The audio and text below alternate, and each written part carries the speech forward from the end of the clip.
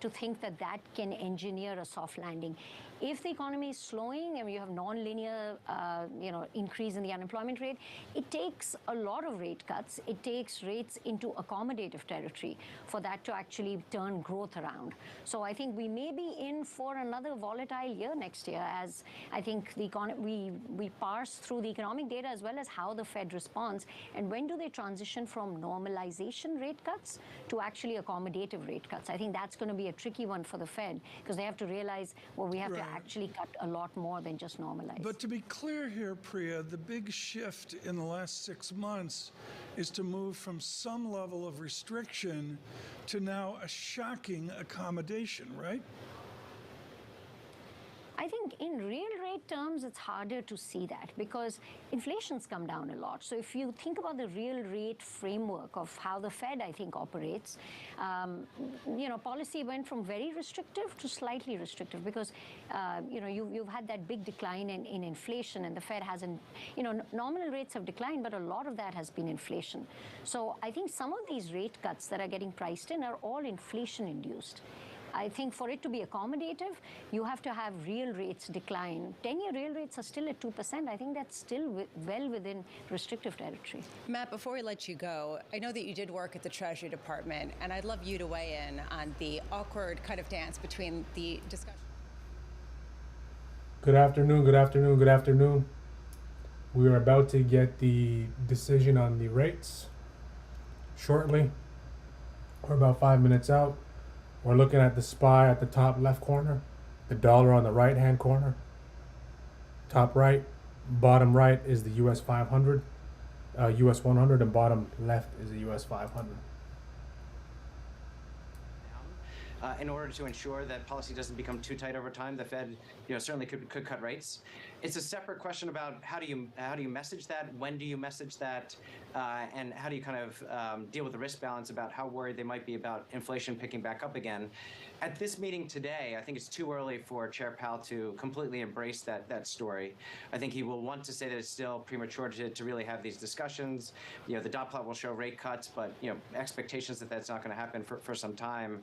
But I do think that conversation within the Fed can kind of transition relatively quickly. I think by Q1, if they continue to get positive inflation data, they could begin to more actively talk about what conditions do they need to see to cut rates, and that might be quicker than what many people think. I think Priya was happy she didn't get that question, and Matt Lazzetti did. Hey, Matt, it's good to catch up. I know you've got to run. Matt Lazzetti over at Deutsche Bank. We are about 4.5 minutes away from that Fed decision. The state of play looks like this. Equities going absolutely nowhere. Looking for changes in the statement, changes to the projections, and looking for the tone in the news conference with Chairman Powell. Priya, I want to talk about how one-sided things have become in the last 4, 5, 6 weeks. All of a sudden, 99.9% of the people we speak to are on the same page. They're looking for rate cuts in 2024. We can have disagreement about the start time, the amount they do end up cutting, but ultimately, they're all on the same page. Priya, 6 weeks ago, it was a very different story. Do you find that unsettling? I think end of cycles are always tricky because the data doesn't point to one clear direction, and we're all used to a forward guidance Fed, and there is no forward guidance here, and I would discount any forward guidance you get from them. So it is, yeah, I think the narrative shifted very quickly. Remember, nobody wanted to buy treasuries to now everyone sort of falling over themselves to buy treasuries even with the move. It is disquieting, but I think it tells you that price action can be driven by positioning often. And so we have to be careful. But I think you take a step back. Is monetary policy restrictive? Yes. Is the economy slowing down? Yes. Inflation is declining. I think that's a good environment for fixed income. All the money sitting out in cash is going to start to come out and look for value. Well, that's right where I wanted to go. Is your stunning call of price up and yield down, down, down? Is it that wall of $6 trillion cash? There is some of that, yes, because I think, that money has it's been good to sit in cash. You earn 5%. As the Fed starts to cut rates, what about their reinvestment risk? And if the Fed's cutting 50 basis points, or, the market should price in the total amount of cuts, if we are talking 200, 300 basis points of cuts, that cash is not going to look that attractive. And that's why I think you're seeing people now thinking about where do I move out, and you start looking at valuations.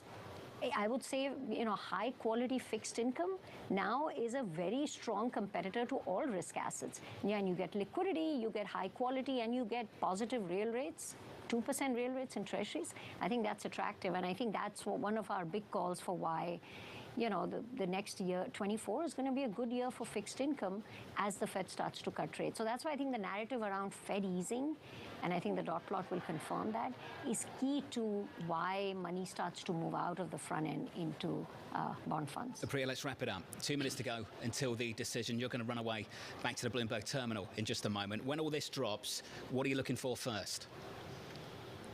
I'll be looking for a number of, you mean from the Fed, right? I'll be looking for a number of rate cuts that they're looking for next year, and the inflation, what is their forecast for inflation and growth? So sort of to get their response function. I meant the Fed, not the bar cart, but you can go there too. Priya, thank you. Priya Misra, JP Morgan, appreciate it, Priya. I knew where you were going, TK, that's for sure. We are about 90 seconds away from that Fed decision. Equities going almost absolutely nowhere. TK, this is an interesting one for Chairman Powell. Precisely right. This is interesting. He's really boxed in here. Talk about degrees of freedom, which is fancy for what's his choice set. What is his optionality forward? Nada this time around. He is framed in tight. What I'm curious about is the statement of economic projections. At the previous one, they expected the year next year to end at 2.6% for core PCE. UBS did a study derived from PPI and CPI that we got this week and found that the 6-month annualized rate of that core PCE was 1.9%. So do they downgrade their expectations of where inflation is? And then how do they then pair that with a GDP call and an unemployment call? Do they then make those also more rosy? It's just, you know, that's really where we are. We got to get to the announcement. When I hear the word expectations, all my radar goes up.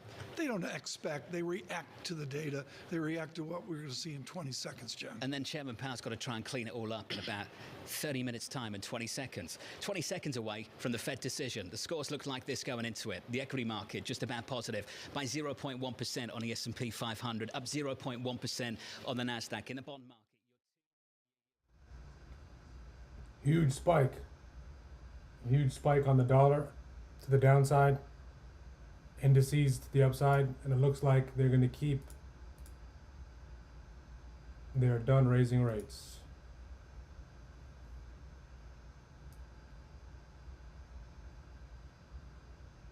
What a move.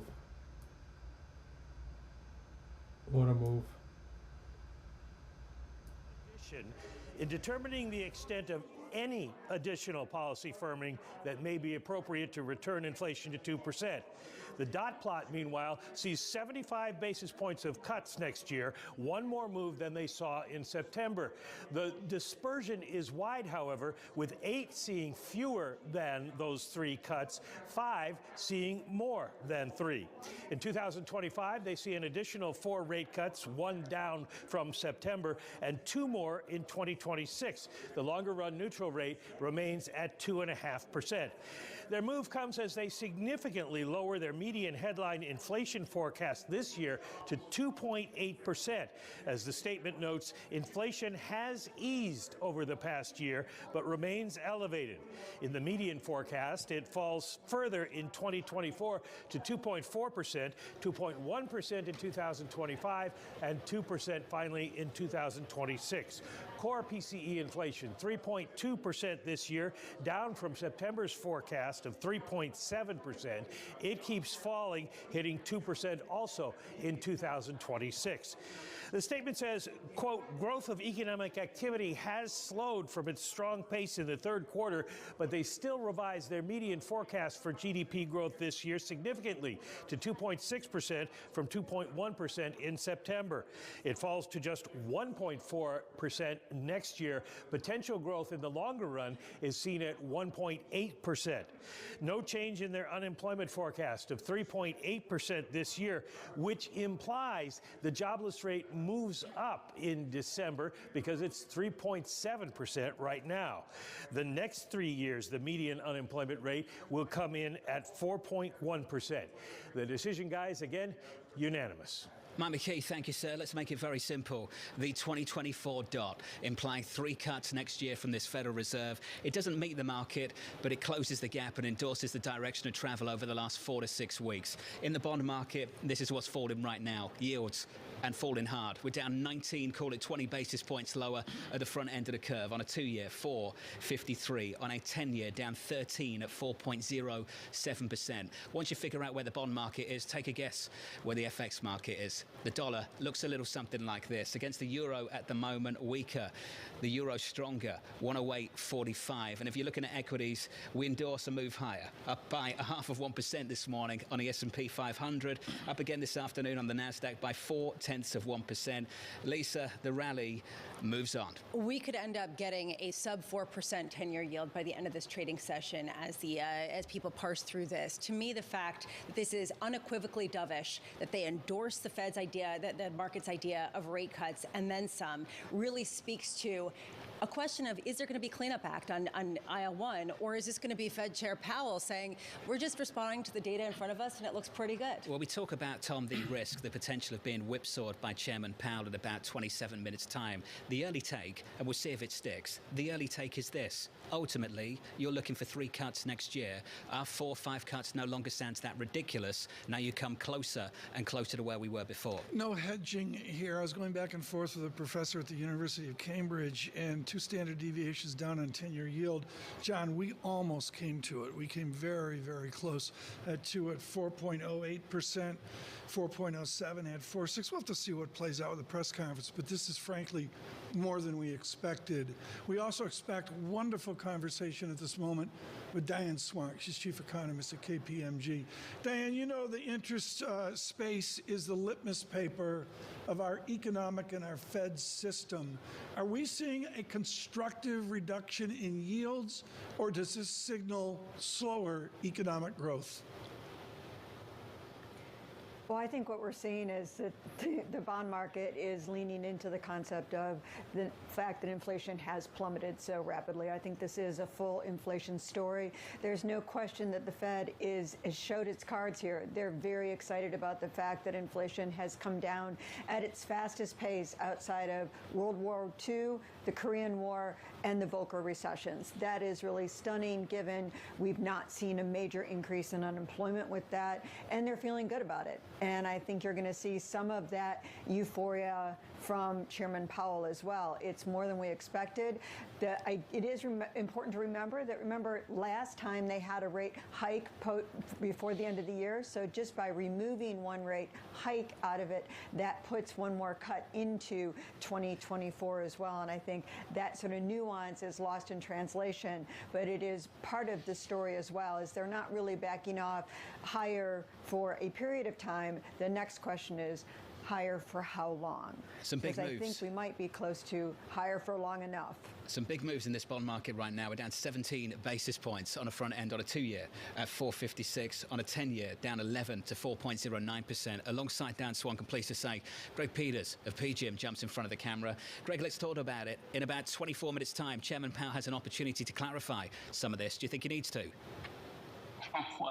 Well, I'm not sure there's much he can do at this point. I mean, the market just absolutely loved this result. I thought the market was already leaning a little too much. Evidently, that wasn't the case. We weren't leaning enough. So, doves fly and bulls run after this. And I think it's really hard for Powell to put that genie back in the bottle. Does that give you a sense, doves flying and bulls running, the idea of FOMO and just how much that's taken over the market after so many people missed out on 5% 10-year yields? I think that's just an artifact of the current market, right? I mean, the markets are much more volatile. They move much more powerfully. I think that's just the construct, right, with CTAs and algos and other sorts of things. And I think this is the world that we live in, honestly. So I don't think this is a unique feature anymore. I think this is quite commonplace. Diane Swank, I did the nominal GDP math here on the inflation guesstimate and the growth guesstimate, and boy, it sure looks to me like a 4% nominal GDP. Even south of that modeled out over the next 24 months. How do our viewers and listeners react to that if our animal spirit post-pandemic diminishes down sub 4%? We know what's interesting about it is that also the part that we didn't talk about in the SEPs is that the Fed's long-term estimates of what the neutral rate on the Fed funds rate, if you look at their ranges, that has actually continued to move up. And so I think what you're seeing here is that an economy that the Fed expects to cool below potential, unemployment to come up a little bit, although we might not, the consumer's really taken everything the Fed's tried to deal them and, taken it with stride and kept on going. And I think that may mean some upside risk to the economic growth side of this situation. But it's really interesting that the Fed's terminal rates now look like they're starting to move up even more than they were last time. And that seems to have gotten lost in translation. That's not what the market's focused on right now, but I think the Fed is looking at an economy that's more resilient and that will take off more rapidly as rates come down. Does that cohere with what you think, that basically we're talking about a higher neutral rate as we have no landing or a very, very soft one? Exactly. I think we are at a higher non-inflationary rate, and I think that's something you see it just in the slowness with which the Fed puts out its cuts and not getting back. The descent on rates is not as rapid as the ascent on rates, and the need, you see it in their long-term forecast. Even as all this good news has come in, and it's really shifted the narrative in terms of, we were trying so hard to get up to an inflation target for so long. The Fed does still believe that we're in a world, and it sort of was illustrated by the volatility in the bond market we were just talking about, that we're in a world that's more susceptible to external shocks than it once was. We've also gotten incredibly good news on oil prices coming down, helping to spill over into inflation. All of that's great. It doesn't mean that we're going into the world of subpar growth, of inability to get inflation up that we left in the 2010s. We have healed balance sheets, except for the federal government, quite significantly since then. And I think that's where the paradigm shift is. Diane, let's go through the projections together. The median for 2024, GDP 1.4%, unemployment 4.1, core PCE 2.4. This is just the initial reaction. 2:30 we can expect a continued move or a reversal. So be careful. It now seems entirely possible, and you know what? More things than I can list have surprised me about this economy, and this is not where we thought we'd be, but how glorious it is that we're here. It's not been easy. It's not as if interest rate sectors aren't feeling pain. They are. The housing market is still stuck in a mortgage winter, even though rates are coming down. This will help unlock some demand, but prices are still too high, and the supply of homes is still too much in a shortage, especially in the single-family home market. So we know there's still strains in this economy, but the good news is we didn't have to get here without the kind of pain that, I think back on that speech, 8 minutes, 34 seconds, August 2022. It was like a bucket of ice, where the Chairman Powell really believed we would have to go through a recession in order to rid ourselves of this inflation. And that's just not been the case. Much more of it was supply chains uncurling and the problems that we had there, along with some time to let the production pick up with demand. And I think that's important. Otherwise known as transitory, just not called transitory. Greg, can you buy into this? This sense that we're transitory over a much longer period of time. Greg Peters, can you weigh in a little bit on whether you think this is plausible, or whether you would lean against this right now, or whether you would actually even sell and wait for a better buying moment? I mean, I do think the markets are really pushing the limits here. There's so much good news being priced in, whether it's inflation, whether it's growth. The yield curve is still inverted, right? And so, how do you reconcile the fact that investors are feeling really good about the growth outlook, inflation's coming down, and the curve's inverted? And so I think there's still some repricing ahead. I think there's still quite bumpy elements in the road ahead. And so, I'm kind of thinking the market is really taking this to the brink here, and I would be inclined to go the other way. Greg, I'm looking at money market funds 5% and all the other stuff we blather about each and every day. And I know we get convexity in the stock market. Do we get convexity in the bond market when I got a 10-year real yield popping to 1.91? I got the 10-year yield on minus 2 standard deviations right down on 4.06%. Can there be such a thing as momentum in the bond market, price up, yield down? Yeah, I think you're seeing it, Tom. I mean, if you look at the total return in the bond market over the past month or so, it's been, quite astounding, right? Anywhere from 5 to, Yes. 8%. That's real money, right? And so you've seen it. And so there has been some quote unquote positive convexity just given the low level of prices, right? But the real question is not what happened, but where are we going? And so, once again, I worry about, the current market really squeezing a lot of the total return out of the market way too soon. Well, look at the move this afternoon. It's a monster move. We're down almost 20 basis points at the front end of the curve. Allow me to share a quote with you. It would be premature to conclude with confidence that we have achieved a sufficiently restrictive stance or to speculate on when policy might ease. Chairman Powell, not even 2 weeks ago, on December 1st, Diane Swong, in 15, 16, 17 minutes time when we hear from the chairman again, why would the message be any different? Well, I think he's still going to be cautious in his messaging, but you saw a little bit of the lightness in his step, and we saw the bond market rally November 1st, even though we had what was a hawkish set of, in September, a hawkish outlook.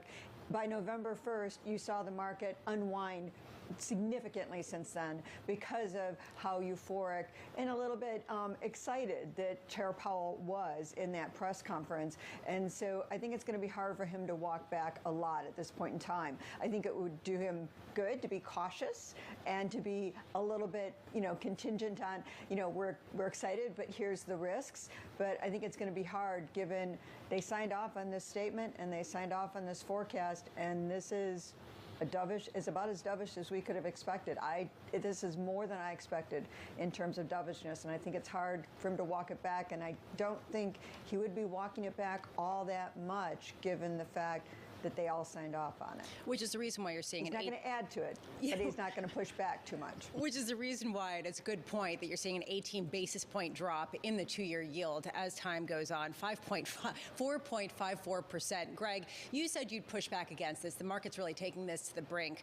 What makes you feel that way? And what could you hear from Chair Powell that could change your mind? Well, so I'm not sure I'm going to hear much from Chair Powell. As I mentioned, I think the genie's out of the bottle. I think it's hard to walk this back. I think at some level he is quite pleased, and rightfully so, right? They've seen a tremendous amount of disinflation come through during the course of this year, and that's something to be proud of. But I guess just from a market pricing fixed income perspective, do we really want to be in an environment where we're taking down yields so aggressively, where we're basically have to see these rate cuts come through and then some in order to achieve total return? So, to me, it's just a balance about risk reward and what's embedded in the price. And I think, quite frankly, there's a lot of good news embedded in the price. And that's always something that you should, take a step back. A ton of good news priced in over the last month. Greg Peters, Diane Swong, two of the very best going into this Federal Reserve news conference with Chairman Powell in about 14 minutes' time. Thanks to both of you. Let's talk about these moves. No big changes to that statement. No change in the decision, but some monster changes to the projections. Take 2024, for instance. Fed funds, median dot, now 4.6%. Back in September, that was 5.1. This is a Fed, it's a median dot, implying that maybe 3 cuts are in our future from this Federal Reserve. The market may be 50 basis points lower than that, but ultimately, Lisa, we've closed the gap and we've endorsed the direction of travel over the last 6 weeks, which is why you've got this monster move again on a 2-year by 19 basis points of 453. So if you don't stop the direction, if you don't stop the momentum, what happens? You do more of the same, don't you, Lisa? Isn't that what's happening? Which is what Priya Misra said, that this was the asymmetry. And this is what Greg Peters, as well as Diane Swong, both said, which is it was more than they expected and certainly more than the market expected, and the market is cheering. Basically, this message is that Chair Powell cannot walk this back. The rest of the Fed members put this in, so he either leans in, he either gives an explanation of weakening in the economy that isn't seen in the projections, or he kind of equivocates and basically is, circling around with his tail. Neil Dutta, Renaissance Macro, super modest. Do you want the quote? Complete vindication of a March cut. 95 is a good analog. Surgical cuts are coming. Buckle up. Risk appetite has room to run. Wow, did he nail it? He nailed it for sure. Check out the scores going into the news conference on the S&P 500, fourth day of gains on the cards. Unless Chairman Powell messes that up for you. On the S&P 500, up by 0.6% on the S&P into the bond market. I know we've seen some big moves in fixed income, but these are big moves again. We're down 20 basis points on a 2-year, 453.53. We'd seen big moves coming into today's decision. We're down large again. We're down 12 on a 10-year at 4.08%. Let's continue the conversation with Bank of America's Michael Gapin, Subhadra Japa of SocGen. Subhadra, first to you. You've had some time to chew over this one. What's your take on it? Yeah, definitely the dovishness in the dots caught me by surprise. But I think it seems like they're looking at inflation starting to come down. Maybe they're looking at 3-month and 6-month moving averages and doing exactly what they did a couple of years back when they were looking at 3-month and 6-month moving averages, which were running a lot harder than the market, and so they had to come in and start hiking. So I think you're looking at a very similar scenario here where they're willing, it seems, to adjust policy given the data that we have right now on inflation. Michael Gapin, thrilled to have you with us, particularly with the reach of the Bank of America across all of America, the consumer, the pulse of our 70% consumption. Do you buy this idea of the massive potential GDP slowdown of the next 2 years, sub 2% real GDP, inflation that's quiescent, nominal GDP that's 4% if we're lucky? Is that the evidence that the Bank of America sees? On balance, yes. So our B of A card data has been showing resiliency in consumer spending and pretty good holiday spend. So our view is the slowdown, if we get one, is going to come in your non-consumer related components, business spending, the fiscal drag, and so forth. We think it's possible. We think the narrative around the idea that you don't need as much labor market pain to bring inflation down, the data is kind of confirming that, and it matches with what we're seeing from our card data and around the health of the consumer. So yes, the economic activity should moderate, even personal consumption spending should slow. But we've gotten a lot of evidence here now over the past few months that maybe we don't need to crimp demand as much to return inflation to 2%, and we can allow some of these supply side factors, whether it's supply chain or the rebound in the labor force, to help us out. Michael, could this rip-roaring rally go against that? Could it make it more difficult to achieve the actual end of the soft landing by rejuvenating certain demand and rejuvenating animal spirits? Possibly, but I think, the Fed kind of modulates demand, right? That they don't really control the supply side as much. And so I think what the balance here is to say, okay, maybe demand picks up a little bit, but that's probably more about the timing of the cuts and the pace of the cuts and that end terminal rate rather than the direction of travel. So yes, there's a risk that things would ease too quickly. The Fed prejudges this and they have to come back later and backtrack. That's going to be around the wait and see and how much confidence that they have in order to start a cutting cycle. But I think that's more about the timing and the pace of cuts than it is about having to backtrack. Subhadra, you and many other people were expecting hawkish pushback. That was actually the consensus belief coming into this meeting. Does anything about this statement make you rethink how you would respond to this? That basically, load the boat, FOMO is on, let's go. Yeah, no, definitely. I mean, I think the FOMO trade's already happened, right? We've had 10-year yields decline from 5% all the way down to now close to 4% in a very short amount of time. So, I think I would have to agree with the statement you read from Neil Dutta earlier, which is maybe the market is looking towards a much more of an adjustment in policy as we go along, modus operandi from the Fed. I mean, that's not our view. We still think that the Fed is going to keep policy on hold at least till May, till they see a very clear signal that inflation is trending towards their 2% target.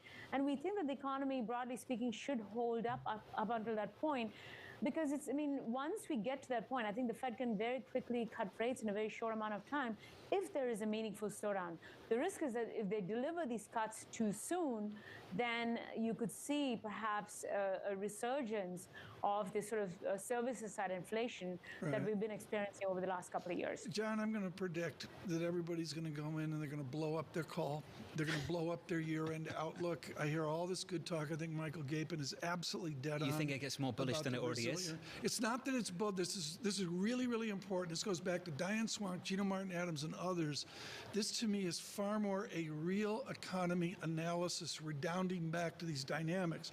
In the last 2 minutes, John, I got a 407 retest of the 10-year yield down 13 beeps. If that puppy breaks through 4.06, that is a massive signal that everybody has to rip up the script this afternoon. We joked earlier this morning that if the party started at the end of October, Governor Waller bought the tequila in the last couple of weeks. Yeah. It's not him I don't think we need to talk about. I think we need to be talking about New York Fed President John Williams. Mike, I remember when President Williams, a number of months ago, engaged a conversation about reducing interest rates as inflation continued to fall, just to keep real rates stable and to ensure that things didn't become tighter over time. Is it too early, too premature for Chairman Powell to engage in that type of conversation in this news conference? I don't. I mean, maybe I'm a bit of a contrarian here because we thought the median dot would come in at 4.6. We expected a shift in communication. So what I'm hearing today so far is in line with what I thought. So I do think it would be a proper first step to get out of a hawkish bias and a hiking bias, and then start getting into a world of, talking at least about a more. We're about 5 minutes away from the press conference. I'll switch to that once Powell starts talking. Make sure to like, make sure to comment, make sure to subscribe. We go live every day at 9 a.m. with a pre-market prep show, and we live trade the 2K account at 10K every morning at 9:30. Thank you for tuning in. I'm curious your view on something we were hearing from Diane Swank, that this sort of soft landing implies actually a higher long-term neutral rate, that essentially there is more strength in this economy that can handle rates at a higher level. Are you seeing that within some of these projections and kind of adjusting your expectation just for that base of where the Fed's going to ultimately cut to? Yeah, that's I completely agree with that. I mean, our view is that the Fed will cut rates by 150 basis points next year, and there will be more cuts in 2025 with the Fed funds rate getting a little bit north of 3%. So that's pretty much getting down to where they have their long-run neutral rate of 2.5%. So that sort of trajectory makes sense. The question really is, what does the curve do under those circumstances? Right. And that's really where I feel like there's the story of the rebuild in term premium is still very much in play, because the demand dynamics are still very skewed. We still have a decent amount of supply, and I think that could lead to a meaningful steepening of the curve while the cutting happens. Subrata, to the heritage of derivatives at SocGen, where I have no idea where this happens, but if we have what is it, Lisa? The money market fund now, 5 point what? Well, 5.3, 5%, right? At what point, Subrata, if we bring the money market fund down, does a wall of money try to find a new warm place?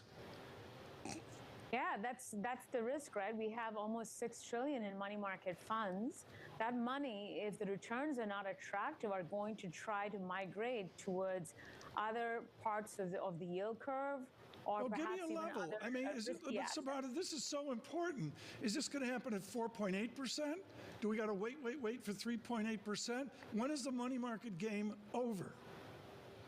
Well, when the curve disinverts, perhaps. At the current time, 2-year yields is still higher than where 10-year yields are. And so you're going to see money continue to flow into the very front end of the yield curve. At some point, I think that when cuts have been sufficient cuts have been delivered and it's been stimulative, I think that you're going to see that money migrate towards risky assets or other higher yielding assets.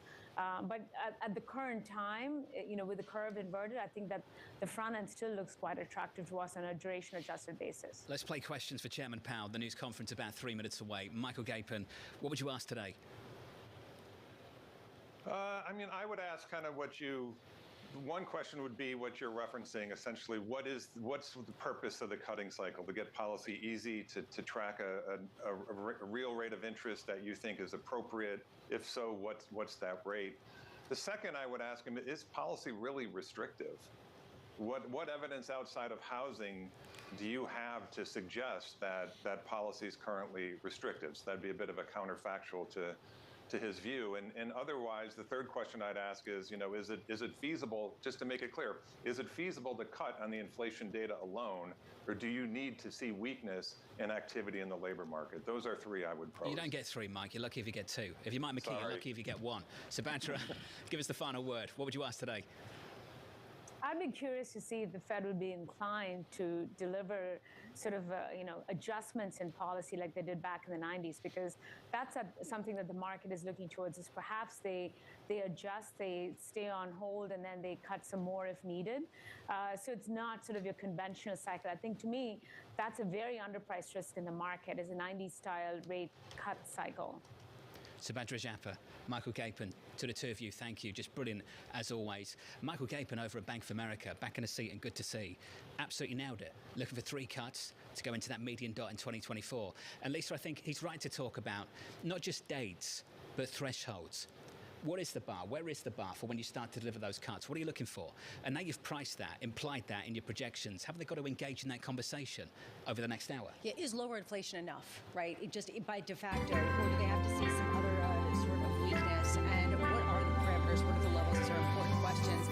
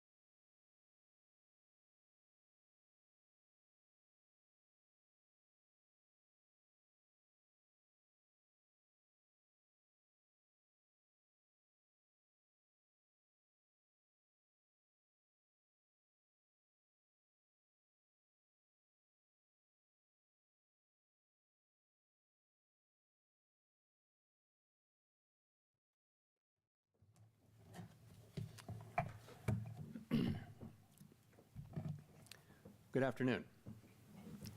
My colleagues and I remain squarely focused on our dual mandate to promote maximum employment and stable prices for the American people.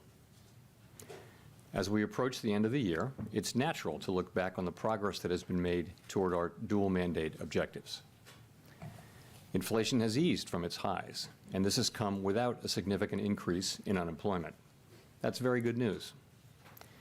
But inflation is still too high, ongoing progress in bringing it down is not assured, and the path forward is uncertain. As we look ahead to next year, I want to assure the American people that we're fully committed to returning inflation to our 2% goal.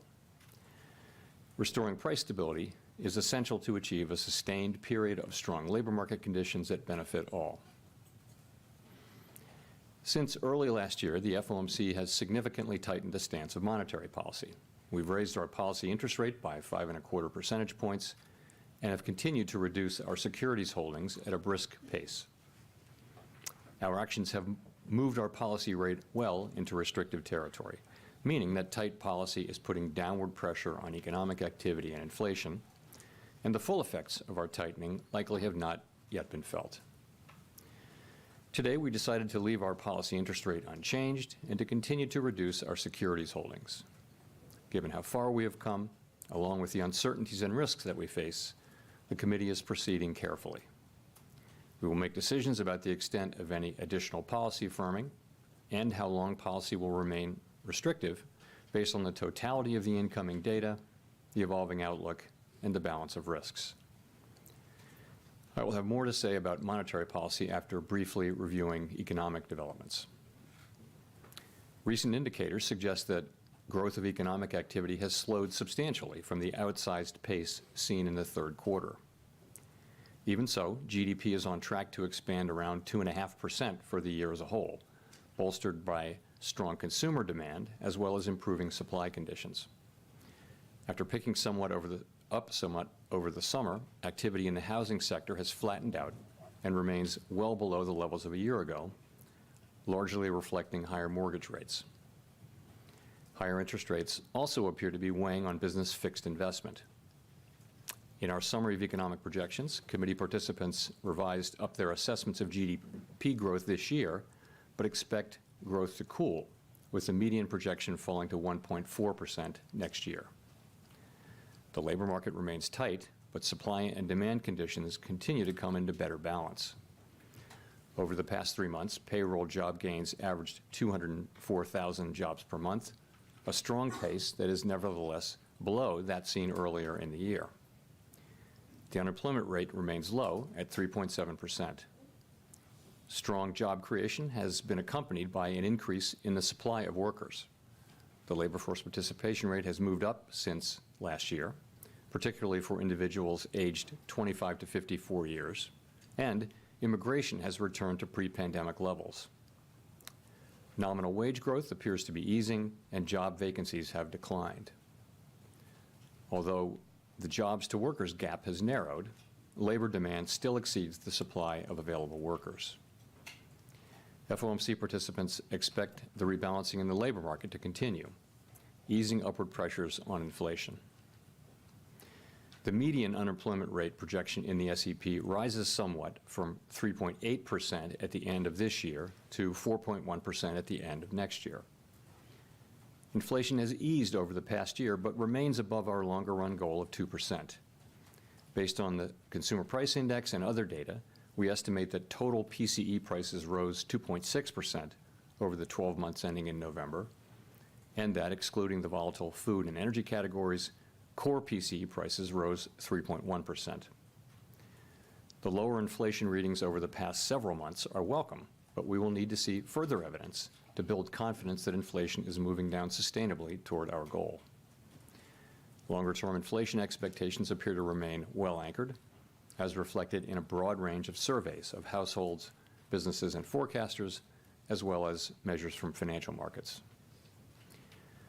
As is evident from the SEP, we anticipate that the process of getting inflation all the way to 2% will take some time. The median projection in the SEP is 2.8% this year, falls to 2.4% next year, and reaches 2% in 2026. The Fed's monetary policy actions are guided by our mandate to promote maximum employment and stable prices for the American people. My colleagues and I are acutely aware that high inflation imposes significant hardship as it erodes purchasing power, especially for those least able to meet the higher costs of essentials like food, housing, and transportation. We're highly attentive to the risks that high inflation poses to both sides of our mandate, and we are strongly committed to returning inflation to our 2% objective. As I noted earlier, since early last year, we have raised our policy rate by 5.25 percentage points, and we have decreased our securities holdings by more than $1 trillion. Our restrictive stance of monetary policy is putting downward pressure on economic activity and inflation. The committee decided at today's meeting to maintain the target range for the federal funds rate at 5.25 to 5.5%, and to continue the process of significantly reducing our securities holdings. While we believe that our policy rate is likely over time, and to keeping policy restrictive until we're confident that inflation is on a path to that objective. In our SEP, FOMC participants wrote down their individual assessments of an appropriate path for the federal funds rate based on what each participant judges to be the most likely scenario going forward. While participants do not view it as likely to be appropriate to raise interest rates further, neither do they want to take the possibility off the table. If the economy evolves as projected, the median participant projects that the appropriate level of the federal funds rate will be 4.6% at the end of 2024, 3.6% at the end of 2025, and 2.9% at the end of 2026, still above the median longer-term rate. These projections are not a committee decision or plan.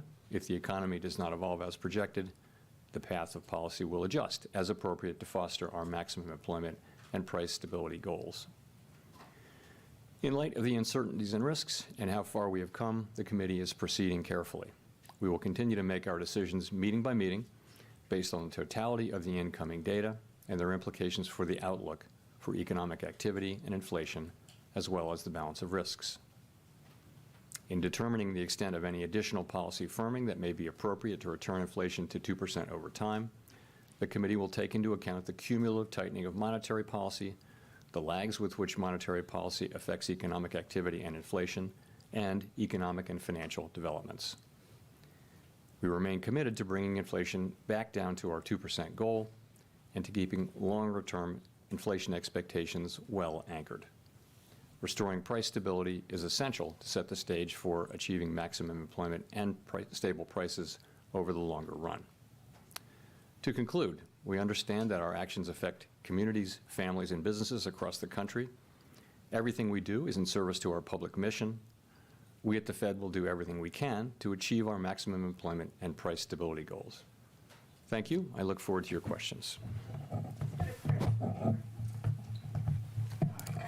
Thank you. Chris Rugaber at Associated Press. I wanted to ask, how should we interpret the addition of the word any before additional firming in the statement? I mean, does that mean that you're pretty much done with rate hikes and the committee has shifted away from a tightening bias and toward a more neutral stance? Thank you. So specifically on any, we do say that in determining the extent of any additional policy firming that may be appropriate, so any additional policy firming, that sentence. So we added the word any as an acknowledgement that we believe that we are likely at or near the peak rate for this cycle. Participants didn't write down additional hikes that we believe are likely, so that's what we wrote down. But participants also didn't want to take the possibility of further hikes off the table. So that's really what we were thinking. Mr. Chairman, the microphone, sorry. Steve Leisman, CNBC. Happy holidays, Mr. Chairman. Fed Governor Chris Waller said that if inflation continues to fall, then the Fed in the next several months could be cutting interest rates. I wonder if you could comment on whether you agree with Fed Governor Waller on that the Fed would become more restrictive if it didn't cut rates if inflation fell. Thank you, sir. So, of course, I don't comment on any other officials, even those who work at the Fed. But I'll try to answer your question more broadly. So the way we're looking at it is really this. When we started out, right, we said the first question is how fast to move, and we moved very fast. The second question is, really how high to raise the policy rate, and that's really the question that we're still on here. We're very focused on that. As I mentioned, people generally think that we're at or near that, and think it's not likely that we will hike, although they don't take that possibility off the table. So that's when you get to that question, and that's your answer.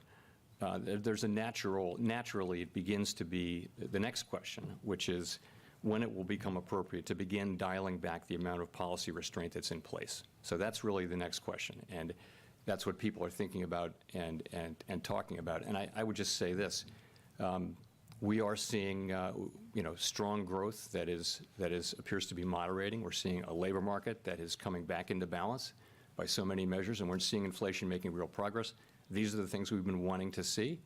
We can't know. We still have a ways to go. No one is declaring victory. That would be premature. And we can't be guaranteed of this progress. So we're moving carefully in making that assessment of whether we need to do more or not. That's really the question that we're on. But of course, the other question, the question of when will it become appropriate to begin dialing back the amount of policy restraint in place, that begins to come into view. And is clearly a topic of discussion out in the world, and also a discussion for us at our meeting today. Can you give some color as to the nature of that discussion today? Thank you. Sure. So it comes up in this way today. Everybody wrote down an SEP forecast, so many people mentioned what their rate forecast was. There was no back and forth, no attempt to sort of reach agreement, like this is what I wrote down, this is what I think, that kind of thing. Preliminary kind of a discussion like that. Not everybody did that, but many people did. And I would say there's a general expectation that this will be a topic for us looking ahead. That's really what happened in today's meeting. I can't do the head count for you in real time, but that's generally what happened today. Let's go to Rachel. Hi, Chair Powell. Rachel Siegel from the Washington Post. Thanks for taking our questions. At this point, can you confidently say that the economy has avoided a recession and isn't heading for one now? And if the answer is no, I'm curious about what you'd still be looking for. I think you can say that there's little basis for thinking that the economy is in a recession now. I would say that. I think there's always a probability that there will be a recession in the next year, and it's a meaningful probability no matter what the economy is doing. So it's always a real possibility. The question is it? So it's a possibility here. I have always felt since the beginning that there was a possibility, because of the unusual situation, that the economy could cool off in a way that enabled inflation to come down without the kind of large job losses that have often been associated with high inflation and tightening cycles. So far, that's what we're seeing. That's what many forecasters on and off the committee are seeing. This result is not guaranteed. It is far too early to declare victory. And there are certainly risks. It's certainly possible that the economy will behave in an unexpected way. It has done that repeatedly through in the post-pandemic period. Nonetheless, where we are is we see the things that I mentioned. I'm curious, if you're looking back on the past year, you talked about navigating by the stars under cloudy skies. Can you talk about some of the ways in which the economy surprised you most this year, where you thought it would behave in one way and had to pivot to respond? Thanks. So I think forecasters generally, if you go back a year, were very broadly forecasting a recession for this year, for 2023. And not only did that not happen, that includes Fed forecasters and really essentially all forecasters. A very high proportion of forecasters were expecting very weak growth or a recession. Not only did that not happen, we actually had a very strong year. And that was a combination of strong demand, but also real gains on the supply side. So this was the year when labor force participation picked up, where immigration picked up, where the distortions to supply and demand from the pandemic, the shortages and the bottlenecks, really began to unwind. So we had significant supply side gains with strong demand, and we got what looks like a 2.5% plus, or a little more than that, growth year, at a time when potential growth this year might even have been higher than that, just because of the healing on the supply side. So that was a surprise to just about everybody. I think the inflation forecast is roughly what people wrote down a year ago, but in a very different setting. And I would say the labor market, because of the stronger growth, has also been significantly better. If you look back at the SEP from a year ago, there was a significant increase in unemployment. That didn't really happen. We're still at 3.7%. So we've seen strong growth, still a tight labor market, but one that's coming back into balance with support from the supply side, a greater supply of labor. It's that's what we see, and that I think that combination was not anticipated broadly.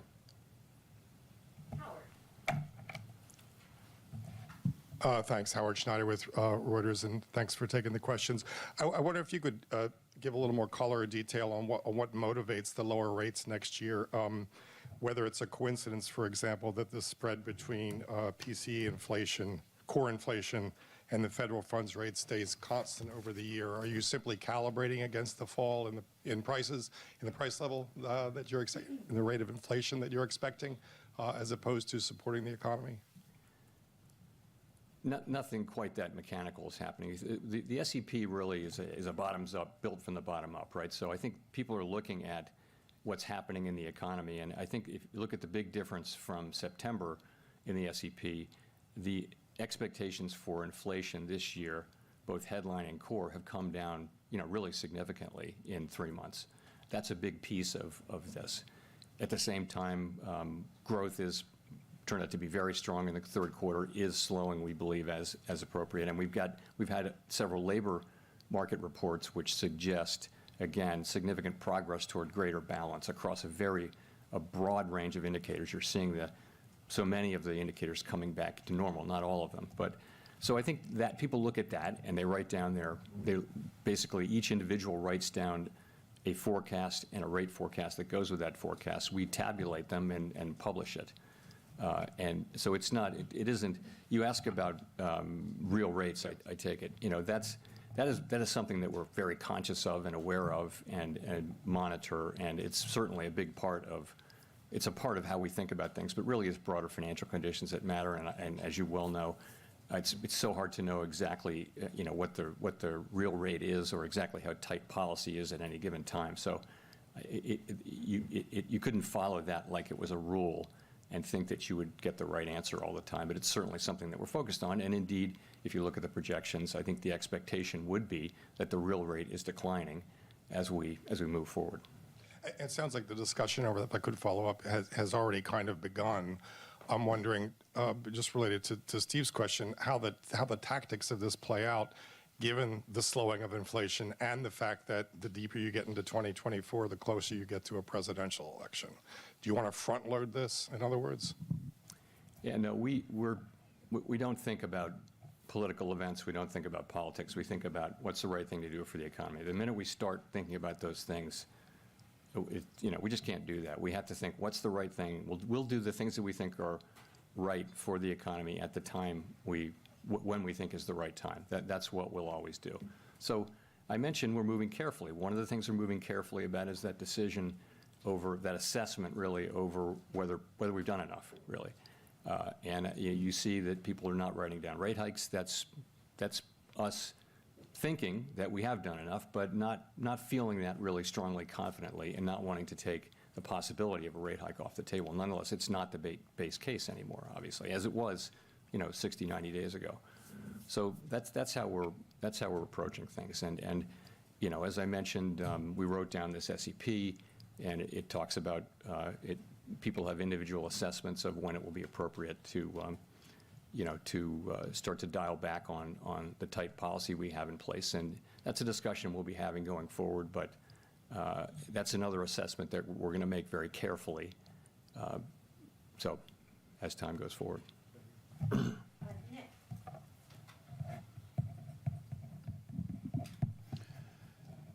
Nick Timmeros of the Wall Street Journal. Chair Powell, you've argued over the last year that policy tightening started before you actually lifted off because the market anticipated your moves and tightened on your behalf. The market is now easing policy on your behalf by anticipating a funds rate by next September that's a full point below the current level, with cuts beginning around March. Is this something that you are broadly comfortable with? So this last year has been remarkable for the sort of seesaw thing, back and forth we've had over the course of the year, of markets moving away and moving back and that kind of thing. So, and what I would just say is that we focus on what we have to do and how we need to use our tools to achieve our goals, and that's what we really focus on. And people are going to have different forecasts about the economy, and those are going to show up in market conditions, or they won't. But in any case, we have to do what we think is right. And in the long run, it's important that financial conditions become aligned or are aligned with what we're trying to accomplish. And in the long run, they will be, of course, because we will do what it takes to get to our goals. And ultimately, that will mean that financial conditions will come along. But in the meantime, there can be back and forth, and I'm just focused on what's the right thing for us to do, and my colleagues are focused on that too. The markets seem to think inflation is coming down credibly. Do you believe we're at the point where inflation is coming down credibly? Listen, I welcome the progress. I think it's really good to see the progress that we're making. I think if you look at the 12-month measure, look at the 6-month measures, you see very low numbers.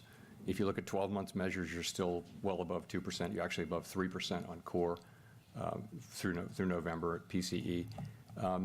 That isn't to say I'm not calling into question the progress. It's great. We just need to see more. We need to see continued further progress toward getting back to 2%. That's what we need to see. So, it's our job to restore price stability, and that it's one of our two jobs, along with maximum employment, and they're equal. So we're very focused on doing that. As I mentioned, we're moving carefully at this point. We're pleased with the progress, but we see the need for further progress. And I think it's fair to say there is a lot of uncertainty about going forward. We've seen the economy move in surprising directions, so we're just going to need to see more further progress.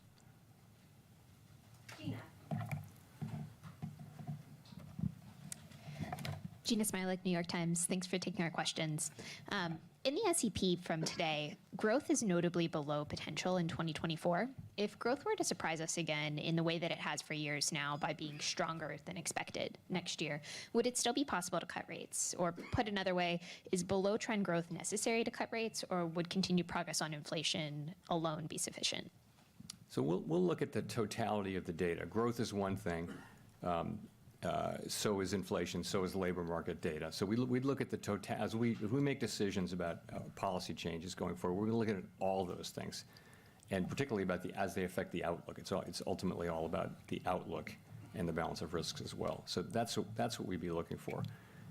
If we have stronger growth, that'll be good for people. That'll be good for the labor market. It might actually mean that it takes a little longer to get inflation down to, according to what we actually see. And so that's how I would answer.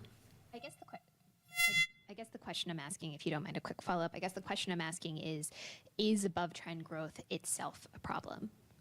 It's only a problem it's not itself a problem. It's only a problem insofar as it makes it more difficult for us to achieve our goals. And if you have growth that's robust, what that will mean is probably we'll keep the labor market very strong. It probably will place some upward pressure on inflation. That could mean that it takes longer to get to 2% inflation. That could mean we need to keep rates higher for longer. It could even mean, ultimately, that we would need to hike again. It just is, it's the way our policy works. Go to Neil. Hi, Chair Powell. Neil Irwin with Axios. How do you interpret the state of the labor market right now? And in particular, you've referred even today to evidence that it's coming into better balance. What would you need to see to conclude that it has reached that balance? So on the better balance side, just a lot of things. It's you see job growth still strong, but moving back down to more sustainable levels given population growth and labor force participation. The things that are not quite, but let me go on with that list. Claims are low. If you look at surveys of businesses, they're sort of the era of this frantic labor shortage are behind us, and they're seeing a shortage of labor as being significantly alleviated. If you look at shortages of workers, whereas they thought job availability was the highest that it had ever been or close to it, that's now down to more normal levels by so many measures: participation, unemployment, so many measures, the unemployment, job openings, quits, all of those things. So wages are still running a bit above what would be consistent with 2% inflation over a long period of time. They've been gradually cooling off, but if wages are running around 4%, that's still a bit above, I would say. And I guess there are just a couple of other, the unemployment rate is very, very low. And these are, but I would just say overall, the development of the labor market has been very positive. It's been a good time for workers to find jobs and get solid wage increases.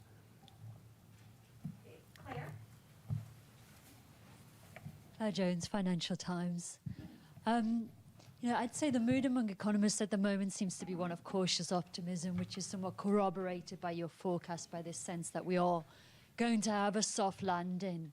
Yeah, then when we hear from the general public, there's a lot of discord about economic conditions. What do you think explains this disconnect, and does it matter for policymakers? It may be. A common theme is that while inflation is coming down, and that's very good news, the price level is not coming down. Prices of some goods and services are coming down, but overall, in the aggregate, the price level is not good. So people are still living with high prices, and that is something that people don't like. And what will happen with that is wages are now, real wages are now positive, so that wages are now moving up more than inflation as inflation comes down. And so that might help improve the mood of people. But we see those public opinion surveys. The thing that we can do is to do our jobs, which is to use our tools to foster price stability, which has such great benefits over such long periods of time, and which is the thing that really enables us to work for and achieve an extended period of high employment, which is so beneficial for families and companies around the country. Victoria. Hi, Victoria Guido with Politico.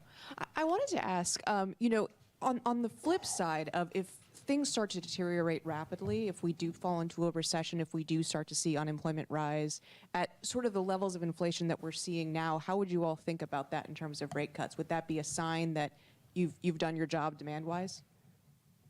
Sorry, if the economy looks like it's starting to fall into recession, if the jobless rate starts to rise?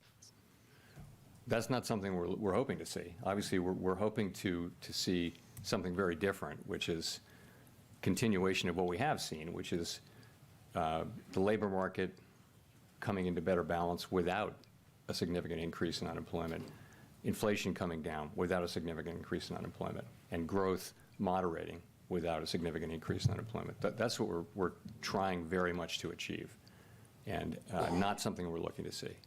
But would you take that as a signal that you should cut rates? Obviously, what we'll do is we'll look at the totality of the data, as I've mentioned a couple of times, and certainly the labor data would be important in that. And if you can describe a situation like that where if there were the beginning of a recession or something like that, then yes, that would certainly weigh heavily in that decision.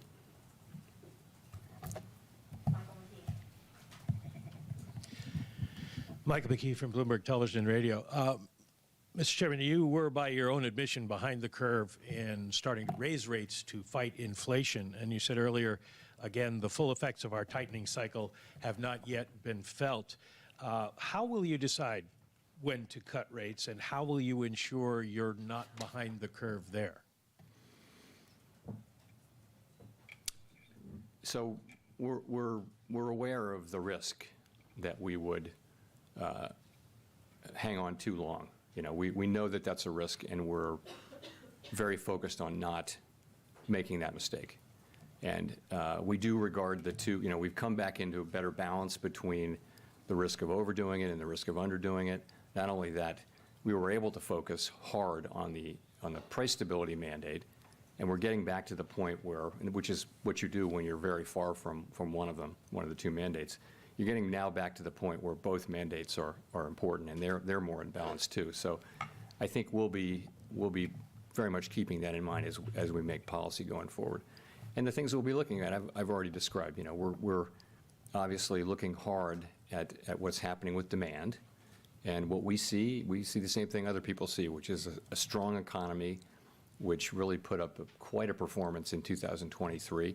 We see good evidence and good reason to believe that growth will come in lower next year, and you see what the forecasts are. I think the median growth, median participant wrote down 1.4% growth, but we'll have to see.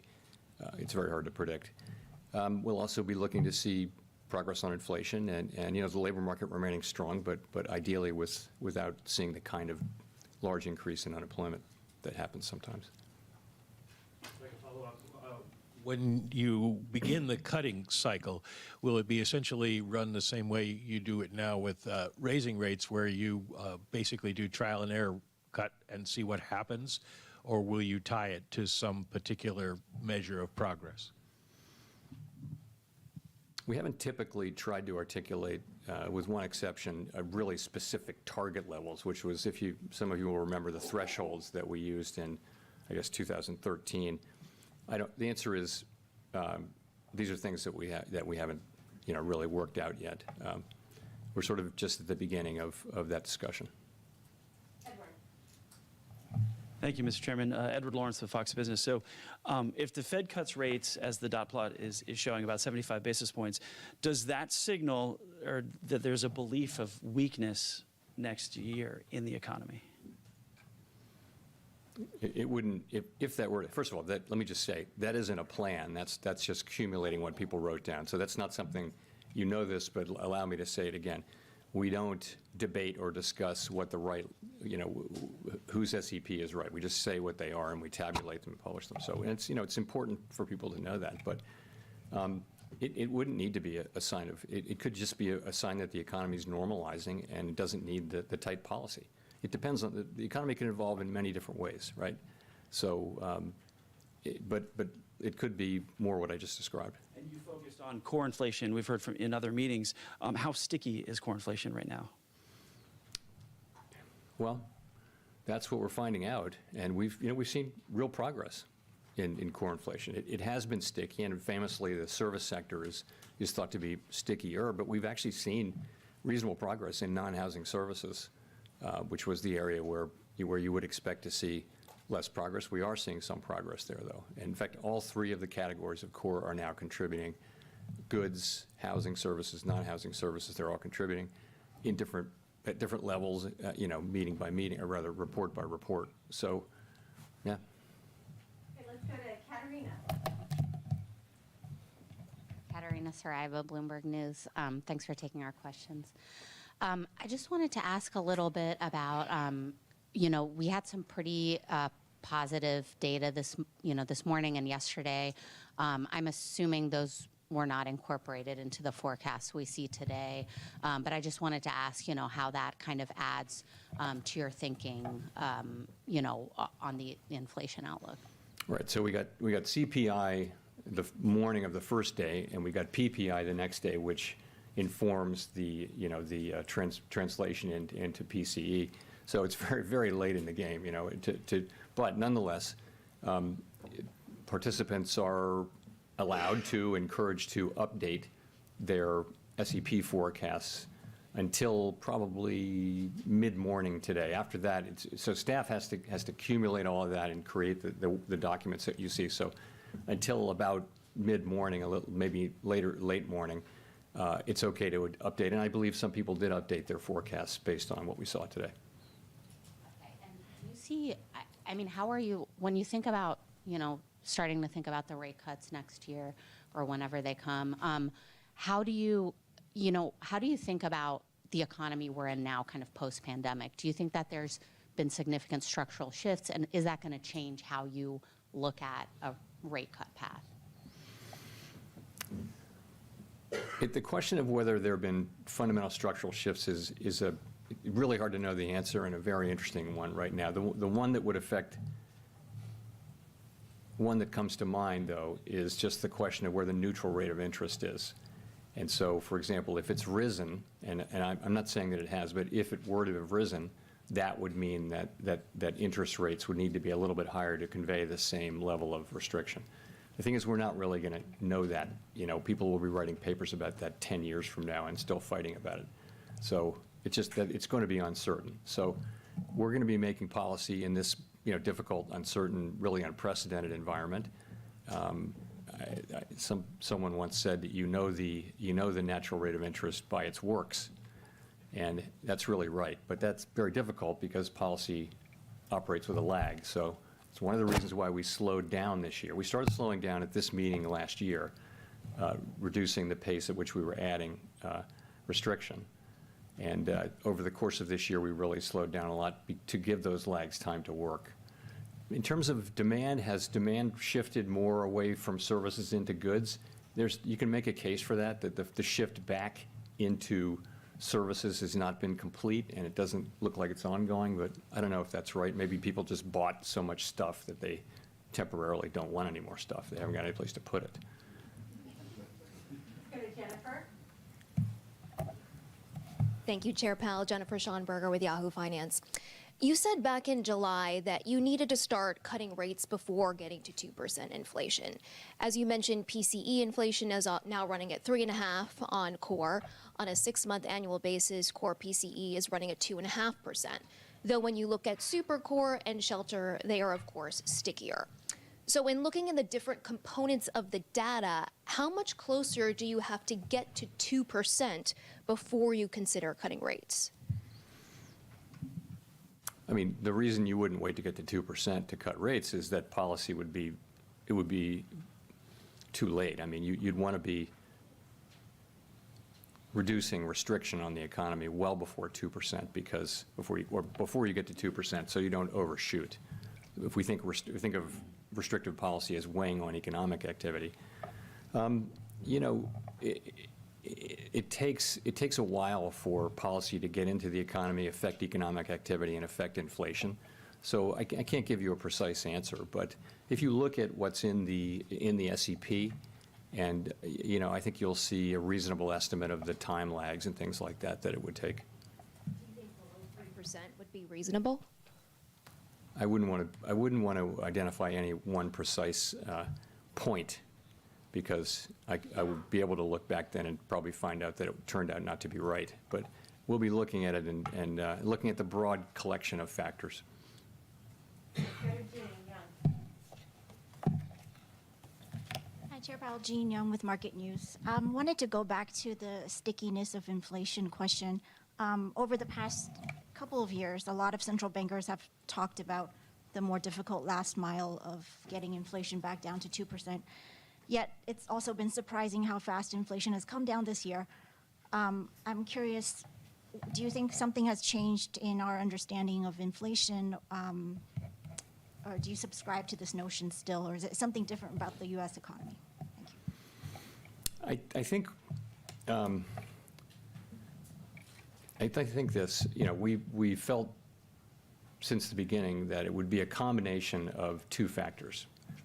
The first factor is just the unwinding of what happened in the pandemic, the distortions to supply and demand. And the second thing would be our policy, which was weighing on aggregate demand and actually making it easier for the supply side to recover because of lower demand. We thought those two things were going to be necessary. Sorry, say the last part of your question again. If there was something different about the U.S. economy. Yeah, so it's not that, it may or may not be about the U.S. economy being different. I think that this inflation was not the classic demand overload, pot boiling over kind of inflation that we think about. It was a combination of very strong demand, without question, and unusual supply side restrictions, both on the goods side but also on the labor side, because we had a participation shock. So this is just very unusual. And, you know, we had the view, my colleagues and I broadly had the view that we could get a lot of, you know, you had essentially a vertical supply curve, because you ran into the limits of capacity at very low levels because there weren't workers and because people couldn't, the supply chains were all broken. So we had the view that you could come straight down that vertical supply curve to the extent demand reduced, and, you know, something like that has happened. It happened so far. The question is, you know, once that part of it runs out, and we think it has a ways to run. We definitely think that the sort of supply chain and shortages side has some ways to run. Does labor force participation have much more to run? It might. Immigration could help, but it may be that at some point you will run out of supply side help, and then it gets down to demand and it gets harder. That's very possible. But to say with certainty that the last mile is going to be different, I'd be reluctant to, you know, to suggest that we have any certainty around that. We just don't know. I mean, inflation keeps coming down, the labor market keeps getting back into balance, and you know, it's so far so good. Although we kind of assume that it will get harder from here, but so far it hasn't. Okay, we'll go to Megan for the last question. Hi, Chair Powell. Thanks for taking our questions. Megan Casella with Barron's. I want to ask about the balance sheet, given the Fed's focus now on proceeding carefully and considering rate cuts. And can you talk us through what the latest thinking is, and has there been any consideration of altering the pace of quantitative tightening at all? We're not talking about altering the pace of QT right now. just to get that out of the way. So balance sheet seems to be working pretty much as expected. What we've been seeing is, that we're allowing runoff each month. That's adding up. I think we're close to 1.2 trillion now. That's showing up. The reverse repo facility has been coming down quickly, and reserves have been either moving up or, as a result, or holding steady. At a certain point, there won't be any more to come out of, or there'll be a level where the reverse repo facility levels out, and at that point, reserves will start to come down. We still have, that we intend to reduce our securities holders until we judge that the quantity of reserve balances has reached a level somewhat above that consistent with ample reserves. And we also intend to slow and then stop the decline in size of the balance sheet when reserve balances are somewhat above the level judged to be consistent with ample reserves. We're not at those levels. With reserves close to $3.5 trillion. We don't think we're at those reserves. There isn't a lot of evidence of that. We're watching it carefully, and so far it's working pretty much as expected, we think. Adjusting that thinking at all by the time you're considering or moving forward with rate cuts? Is that time to rethink, or are you still going to follow that thinking?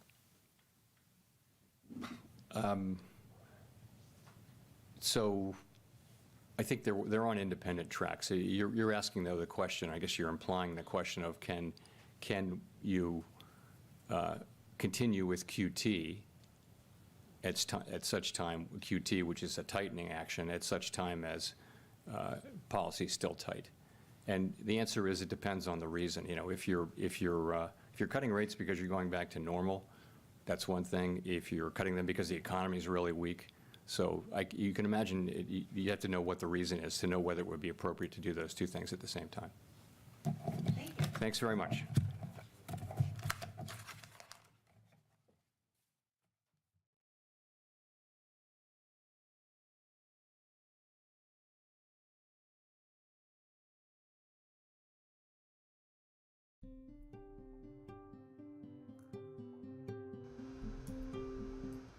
There you have it, folks. Thank you for joining us for the press conference. If you're new, make sure to like, make sure to comment, make sure to subscribe, and I'll see you guys tomorrow for our live show. Have a great rest of your day.